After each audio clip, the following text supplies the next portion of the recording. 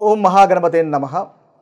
ప్రేక్షకులకు శ్రీ విశ్వావసు నామ సంవత్సర శుభాకాంక్షలు, అలాగే ఉగాది పండుగ శుభాకాంక్షలు. ఈ సంవత్సరము, ఈ నూతన సంవత్సరము అందరికీ మంచి జరగాలని, అదేవిధంగా మన కోరికలన్నీ నెరవేరాలని, కష్టాలు ఇంతవరకు కనుక పడుతున్నట్టయితే ఆ కష్టాలు కూడా తీరిపోయి అన్ని ఉత్తమమైనటువంటి ఫలితాలు, శుభ ఫలితాలు అందరికీ కలగాలని కోరుకుంటూ, ఈ ద్వాదశ రాశి ఫలితాలు ఈ శ్రీ విశ్వావసు నామ సంవత్సరంలో అన్ని రాశుల వారికి ఏ విధంగా ఉన్నాయో చూద్దాము. మిథున రాశి వారికి ఈ శ్రీ విశ్వావసు నామ సంవత్సరంలో ఉన్నటువంటి ఫలితాలు కనుక ఒకసారి చూసినట్టయితే, ముందుగా ఎవరు ఈ రాశిలోకి చెందుతారు, ఎవరు ఈ రాశిలోకి వస్తారు అనేది ఒకసారి గమనించినట్టయితే, ఎవరికైతే నక్షత్రము మృగశిర నక్షత్రము 3, 4 పాదాలు, ఆరుద్ర 1, 2, 3, 4 పాదాలు, పునర్వసు 1, 2, 3 పాదాలు ఉంటాయో ఈ నక్షత్రాలు కనుక ఉన్నట్టయితే వారు ముఖ్యంగా మనకి మిథున రాశిలోకి చెందుతారు. అదేవిధంగా ఒకవేళ మీకు నక్షత్రం తెలియదు, రాశి తెలియదు అని అనుకున్నప్పుడు మీ యొక్క నామము అంటే మీ యొక్క పేరు కనుక మొదటి అక్షరము కా, కీ, కు, కం, జా, చా, కే, కో, హ అనే అక్షరాలతో గనక మీ యొక్క పేరు కనుక మొదలైనట్టయితే మీరు మిథున రాశిలోకి చెందినవారుగా గుర్తించండి. ఇక ఈ మిథున రాశి వారికి ఈ నూతన సంవత్సరంలో ఉన్నటువంటి రాశి ఫలితాలు ఒకసారి మనం చూసినట్టయితే, ముందుగా వీరికి ఆదాయ ఖర్చు ఏ విధంగా ఉన్నాయో ఒకసారి గమనించినట్టయితే, వీరికి ఆదాయము మిథున రాశి వారికి 14గా ఉంది, ఖర్చు 2గా ఉంది. ఇక రాజ్యపూజ్యము 4గా ఉంది, అవమానం 3గా ఉంది. అంటే ఈ రాశి వారికి ముఖ్యంగా ఈ సంవత్సరము చాలా చక్కటి ఆదాయము మనకు కనిపిస్తుంది. మంచి ఆర్థిక పరిస్థితి అనేది మనకు ఈ మిథున రాశి వారికి కనిపిస్తుంది. ఖర్చు కూడా మీరు ఈ సంవత్సరంలో తక్కువగానే కనిపిస్తుంది. ఇక రాజపూజ్యం కూడా 4గా ఉంది, ఎక్కువగా ఉంది. అదేవిధంగా అవమానంతో కనుక మనం పోల్చుకున్నట్టయితే రాజపూజ్యం కూడా కాస్త ఎక్కువగానే కనిపిస్తుంది, అవమానం 3గా కనిపిస్తుంది. ఇవి స్థూలంగా ఈ రాశి వారికి ఈ నూతన సంవత్సరంలో ఉన్నటువంటి వివరములు. ఇక గ్రహస్థితి కనుక ఒకసారి గమనించినట్టయితే, వీరికి గురుగ్రహము, కేతుగ్రహము ఈ సంవత్సరంలో చక్కటి ఫలితాలు అనేవి మిథున రాశి వారికి కలుగజేస్తున్నారు. అయితే ముఖ్యంగా మే తర్వాత నుంచి వీరికి అనుకూలమైనటువంటి ఫలితాలు అధికంగా అనుభవంలోకి వస్తాయి. ఎందువల్లంటే మనకి కేతువు 3వ స్థానంలోకి సంచారం చేస్తున్నాడు కాబట్టి కేతుగ్రహం వల్ల వీరికి ఉత్తమమైనటువంటి ఫలితాలు మనకు మే తర్వాత నుంచి మిథున రాశి వారికి కలుగుతున్నాయి. ఇక అక్టోబర్ నుంచి ఈ సంవత్సరంలో అక్టోబర్ నుంచి గురుగ్రహం యొక్క సంచారం కూడా మీకు అనుకూలంగా ఉంటుంది కాబట్టి అక్టోబర్ నుంచి కూడా మీకు గురువు కూడా తోడవుతాడు. తద్వారా ఇంకా మంచి ఫలితాలు అనేవి ఈ సంవత్సరంలో మీకు కలుగుతాయి. ఇక చూసినట్టయితే ఈ గురుగ్రహం వల్ల ఈ సంవత్సరంలో ముఖ్యంగా మంచి ధనలాభం కనిపిస్తుంది. దశమాధిపతి మీకు 2వ స్థానంలో సంచారం చేస్తాడు కాబట్టి వృత్తి విషయంలో చాలా ప్రోగ్రెస్ అనేది ఉంటుంది. ఈ సంవత్సరంలో వృత్తితో మంచి ధనలాభం పొందేటటువంటి అవకాశాలు మిథున రాశి వారికి గోచరిస్తున్నాయి. అంతేకాకుండా రావాల్సినటువంటి బకాయిలు వస్తాయి. రియల్ ఎస్టేట్ రంగంలో ఉన్నవారికి కూడా చాలా చక్కటి ఫలితాలు మనకు మిథున రాశి వారికి కనిపిస్తున్నాయి. ఇక చూసినట్టయితే వివాహ ప్రయత్నాలు చేస్తున్న వారికి కూడా వివాహ ప్రయత్నాలు కలుగుతాయి. అదేవిధంగా సంతానం గురించి కూడా చూస్తున్న వారికి సంతాన ప్రయత్నాలు కూడా ఈ సంవత్సరంలో తప్పకుండా మీకు మిథున రాశి వారికి కలుగుతాయి. ముఖ్యంగా మాట తీరు వల్ల మంచి ధన రాబడి పొందేటటువంటి అవకాశాలు కనిపిస్తున్నాయి. అంతేకాకుండా మీ యొక్క భార్య కానీ లేదా భర్త కానీ ఫైనాన్స్ విషయంలో ఆర్థికంగా మీకు విషయంలో సహాయ సహకారాలు అందించేటటువంటి అవకాశాలు కూడా మనకు ఈ సంవత్సరము మిథున రాశి వారికి గోచరిస్తున్నాయి. ఇక చూసినట్టయితే మీ పై యొక్క అధికారులు మారేటటువంటి అవకాశాలు మిథున రాశి వారికి ఈ సంవత్సరం కనిపిస్తున్నాయి. అది కూడా మీకు అనుకూలంగానే ఉంటుంది. అంతేకాకుండా ఉన్నత విద్యలో కాస్త శ్రమ అధికంగా పెట్టవలసినటువంటి అవసరం ఏర్పడుతుంది. ఎవరైతే ఉన్నత విద్య మిథున రాశి వాళ్ళు చేస్తున్నారో వారికి కాస్త శ్రమ అధికంగా పెట్టడం వల్ల ఈ సంవత్సరము చాలా చక్కటి ఫలితాలు మీరు పొందగలుగుతారు. క్రమశిక్షణతో మంచి ర్యాంకులు కూడా పొందేటటువంటి అవకాశాలు మనకు మిథున రాశి వారికి ఈ సంవత్సరము గోచరిస్తుంది.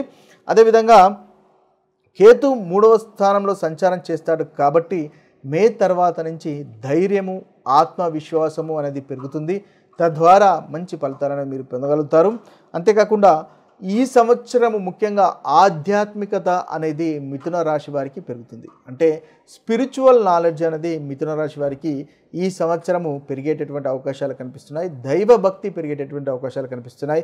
ఎందువలనంటే మిథున రాశి వారికి ఈ సంవత్సరం మొత్తము దాదాపుగా గురుగ్రహము, కేతుగ్రహము ఈ 2 గ్రహాలు యొక్క అనుకూలత అనేది మనకు కనిపిస్తుంది. కాబట్టి కేతు కూడా మనకు స్పిరిచువల్ రిలేటెడ్ గ్రహము, గురువు కూడా మంచి నాలెడ్జ్, మనకి విజ్డము ఇచ్చేటటువంటి గ్రహం. కాబట్టి ఈ 2 గ్రహాల యొక్క కలయిక, 2 గ్రహాల యొక్క ఇంపాక్ట్ అనేది మిథున రాశి వారిపైన పాజిటివ్గా ఉంటుంది. కాబట్టి శుభంగా ఉంటుంది. కాబట్టి మీకు ఈ దైవభక్తి తర్వాత ఆధ్యాత్మికత పైన దృష్టి పెరిగేటటువంటి అవకాశం కనిపిస్తుంది. తద్వారా మంచి ఫలితాలు అనేవి ఈ రాశి వారు పొందగలుగుతారు. మీ యొక్క కాన్ఫిడెన్స్ లెవెలు, ఆత్మ బలము అనేది ఈ సంవత్సరం పెరుగుతుంది. తద్వారా మీరు ఏదైతే చేయాలనుకుంటున్నారో ఆ పనులను కూడా సక్సెస్ఫుల్గా మీరు చేయగలుగుతారు.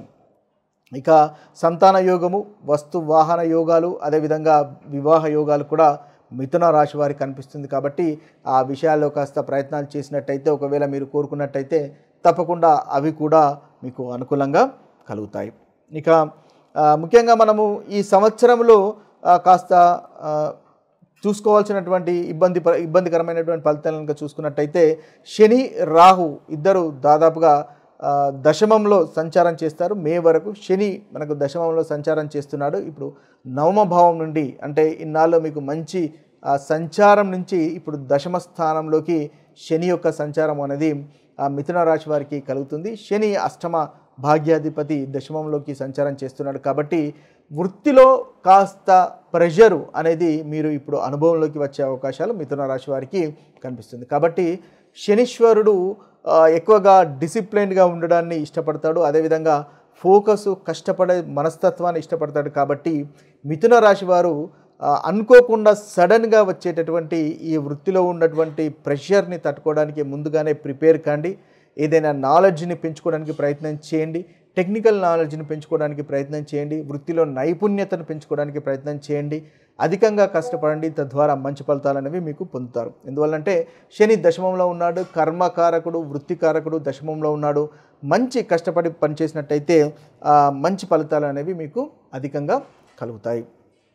ఇక చూసినట్టయితే రాహు కూడా మనకు దశమంలో మే వరకు సంచారం చేస్తున్నాడు. తర్వాత భాగ్యస్థానంలోకి 9వ స్థానంలోకి సంచారం చేస్తాడు. కాబట్టి మే వరకు వృత్తి విషయంలో కాస్త ఫోకస్ పెట్టండి. తర్వాత తండ్రి గారి యొక్క ఆరోగ్య విషయంలో, తండ్రి గారు కనుక ఆరోగ్యం ఇబ్బంది పడుతున్నట్టయితే తండ్రి గారి ఆరోగ్య విషయంలో కాస్త మీరు ఫోకస్ పెట్టినట్టయితే మంచి ఫలితాలు అనేవి మీరు పొందగలుగుతారు. ఇక చూసినట్టయితే మనకి కేతువు కూడా సంచారము మే వరకు అంతగా అనుకూలంగా లేదు. మే తర్వాత చాలా చక్కగా ఉంది.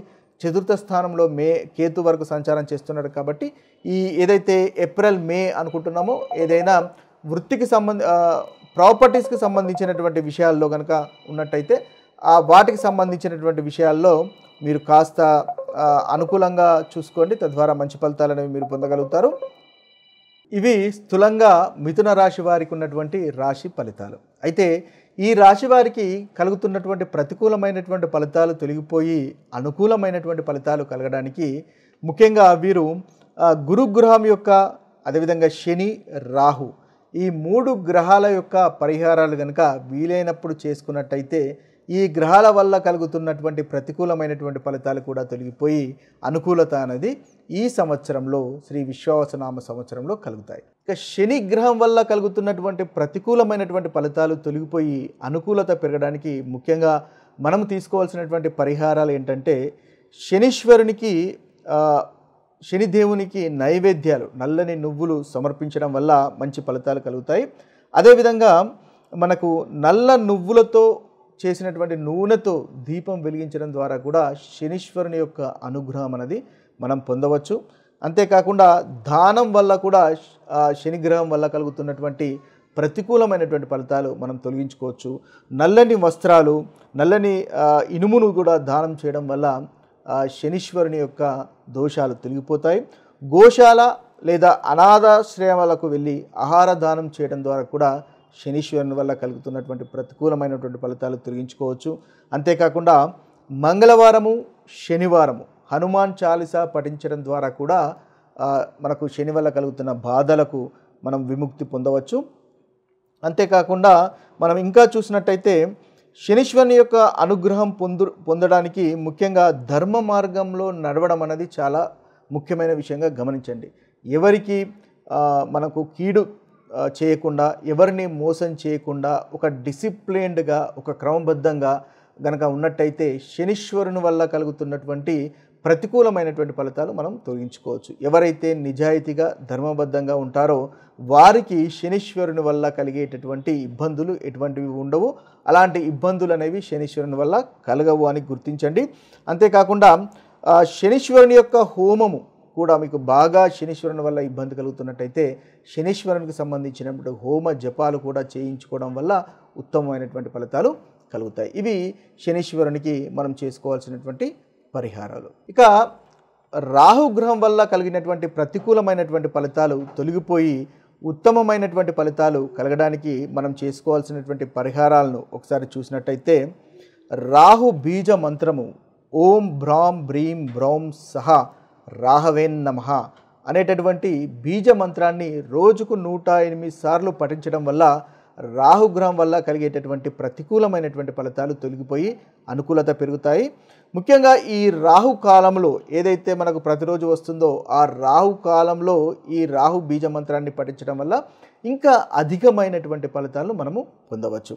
ఇక చూసినట్టయితే శివునికి అభిషేకం చేయడం వల్ల కూడా రాహుగ్రహం వల్ల కలిగేటటువంటి ప్రతికూలమైనటువంటి ఫలితాలు తొలగించుకోవచ్చు. అదేవిధంగా శివలింగం లేదా కాలభైరవునికి నల్లటి నువ్వులు సమర్పించడం ద్వారా కూడా మనము మంచి ఫలితాలు పొందవచ్చు. నాగదేవతకి ముఖ్యంగా పాలతో కానీ లేదా పంచామృతం కానీ అభిషేకం చేయడం వల్ల మనకు రాహు వల్ల కలిగేటటువంటి బాధలు తొలగించుకోవచ్చు. ఇక చూసినట్టయితే రాహుకేతు యొక్క శాంతి పూజ వల్ల కూడా మీకు వీలైనప్పుడు రాహుకేతుల యొక్క శాంతి పూజ చేసుకోవడం వల్ల కూడా మనకు రాహుగ్రహం వల్ల కలిగేటటువంటి బాధలను మనము తొలగించుకోవచ్చు. అదేవిధంగా శివుడి ఆలయంలో ముఖ్యంగా ఈ రాహుకేతుల యొక్క పూజను జరిపించాలి. లేదా శ్రీకాళహస్తి ఆలయంలో కూడా పూజలు జరిపించినా కూడా మనకు చక్కటి ఫలితాలు అనేవి కలుగుతాయి. అంతేకాకుండా ప్రతి శనివారము రాహుకాల సమయంలో శివాలయంలో శివునికి అభిషేకం చేయడం ద్వారా కూడా రాహు వల్ల కలిగేటటువంటి ప్రతికూలమైనటువంటి ఫలితాలు మనము తొలగించుకోవచ్చు. ఈ ప్రతికూలమైనటువంటి ఫలితాలు తొలగడమే కాకుండా రాహుగ్రహం వల్ల అనుకూలత, రాహుగ్రహం యొక్క అనుగ్రహం కూడా కలిగి మంచి ఉత్తమమైనటువంటి ఫలితాలు మీకు కలుగుతాయి. ఇక గురుగ్రహం వల్ల కలిగేటటువంటి ప్రతికూలమైనటువంటి ఫలితాలు తొలగిపోయి అనుకూలమైనటువంటి ఫలితాలు కలగడానికి ముఖ్యంగా మనము గురుగ్రహానికి పరిహారాలు చేసుకోవాల్సినటువంటి అవసరం ఉంటుంది. అయితే ఈ గురుగ్రహానికి ఎలాంటి పరిహారాలు చేసుకోవాలో మనం చూసినట్టయితే ముఖ్యంగా గురుగ్రహ మంత్రము ఓం గ్రాం గ్రీం గ్రోం సహ గురవేన్ నమః అనేటటువంటి బీజ మంత్రాన్ని రోజుకు 108 సార్లు జపించడం ద్వారా గురుగ్రహం వల్ల కలిగేటటువంటి ప్రతికూలమైనటువంటి ఫలితాలు తొలగిపోయి అనుకూలత అనేది పెరుగుతుంది. ఇది గురువారం రోజు ఉదయం లేదా సాయంత్రము పసుపు రంగు వస్త్రాలు ధరించి జపించడం వల్ల ఉత్తమమైనటువంటి ఫలితాలు మీకు కలుగుతాయి. ఇక చూసినట్టయితే పసుపు రంగు వస్త్రాలు ఇతరులకు దానం చేయడం ద్వారా లేదా బ్రాహ్మణులకు దానం చేయడం ద్వారా కూడా గురుగ్రహం వల్ల కలిగేటటువంటి బాధలు తొలగిపోయే అవకాశాలు అధికంగా ఉంటాయి.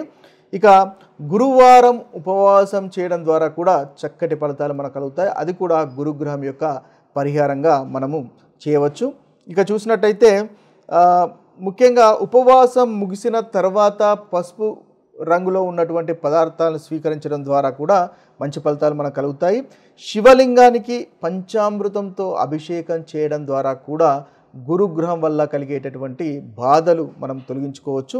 ఇక లేదా ఓం నమః శివాయ అనేటటువంటి మంత్రాన్ని 108 సార్లు జపించడం ద్వారా కూడా గురుగ్రహానికి సంబంధించినటువంటి పరిహారంగా మనం చూడవచ్చు. ఇక పవిత్ర గంగా జలంతో స్నానం చేయడం కూడా గురుగ్రహంకి పరిహారంగా మనం చూడవచ్చు. ఆ విధంగా చేసినట్టయితే ఏదైతే మనము ప్రతికూలమైనటువంటి ఫలితాలు గురుగ్రహం వల్ల కలుగుతున్నాయో ఆ ప్రతికూలమైనటువంటి ఫలితాలు కూడా తొలగిపోతాయి.